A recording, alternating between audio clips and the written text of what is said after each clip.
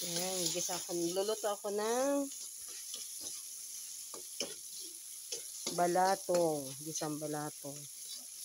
Dinudurog ko muna yung kamatis para malasang malasa siya doon sa balatong. Maitim sadya yung kawali ko ha, kala nyo sunog yan. Maitim sadya yun.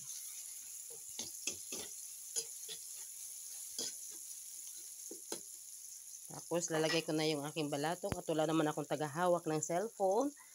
At syempre, paano kaya? Teka ha. Aray ang aking balatong kanina. Ayan. Aking pinakuluan kanina ang balatong. Nahulog ng aking sandok. Ayan, ang pinakuluan kong balatong kanina. Ilalagay ko na yan din eh. Saglit lang. Hay. Namatay ang ilaw ni Inday. Naglalag ang cellphone.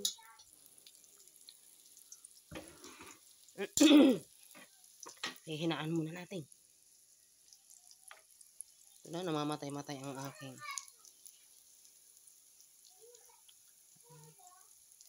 Ba't namamatay-matay ang aking?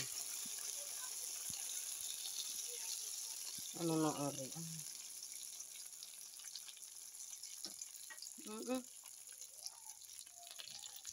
Siya, sadyang sira ng aking cellphone. Hindi na,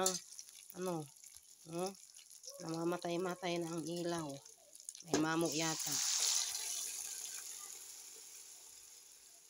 Minumulto ng aking cellphone. Namamatay-matay ang flash. Oh, ang apo. Nangyari sa'yo? Ba't namamatay-matay ang flash mo?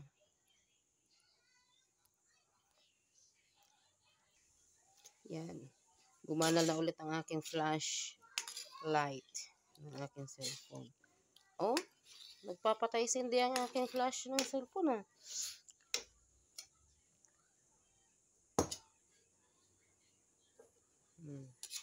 Oh, malayo pa ang Pasko. Bakit nagpapatay sindi ka? Mamaya na ulit. Tatakpan muna natin. Tatakpan muna, pakuluin. Yan, kumulo na siya. Siyempre, lagyan natin ng kaunting tubig para may sabaw-sabaw.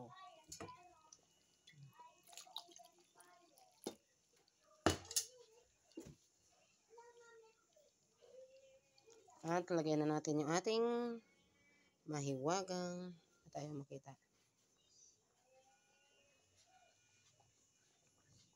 Ating mahiwagang pampalasa.